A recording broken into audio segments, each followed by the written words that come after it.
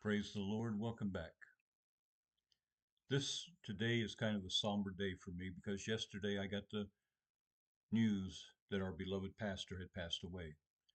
The beloved pastor of the Jesus Miracle Crusade International Ministry, a ministry that started out 50 years ago, that he started 50 years ago in his backyard, in his home, that has emerged and developed into a ministry that is worldwide, that's over almost 2 million members, 2 million brethren strong, and has outreaches throughout the world, in Asia, in Europe, in Canada, in the United States, throughout the Philippines, throughout in Australia, throughout the world.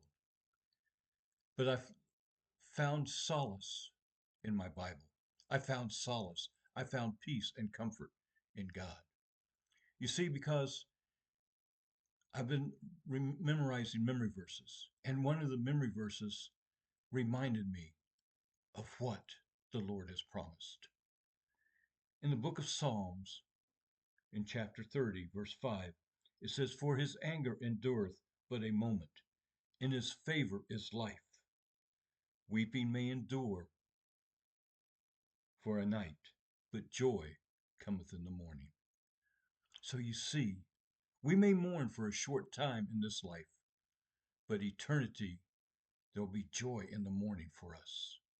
You see, just this morning, as I was looking at some verses, I went to memorize another verse in Psalm chapter 31. What I was supposed to memorize was Psalm 31:19. When I looked at it, I automatically turned to my Bible and started looking at Psalm 31:9. And it says, "Have mercy upon me, O Lord, for I am in trouble. Mine eye is consumed with grief, yea, my soul and my belly." And I thought, how appropriate. I'm consumed with grief this morning. I'm I'm I'm upset. I'm mourning the passing of our beloved pastor. But as I went on and found out the real voice verse that I was supposed to learn, it says, "Oh, how great is thy goodness, which thou hast laid up for them that fear thee, which thou hast wrought for them that trust in thee before the sons of men." So I thought, if I just put my trust in Jesus, if I just put my trust in the Lord and remember that He promised me a comforter that will give me joy, that will give me peace, that will give me solace here on earth while I'm awaiting His return. Those that fear the Lord, those that put Him in awe, that treat Him as their Lord and their King, will have solace in Him, will have comfort in Him, and will have joy in Him.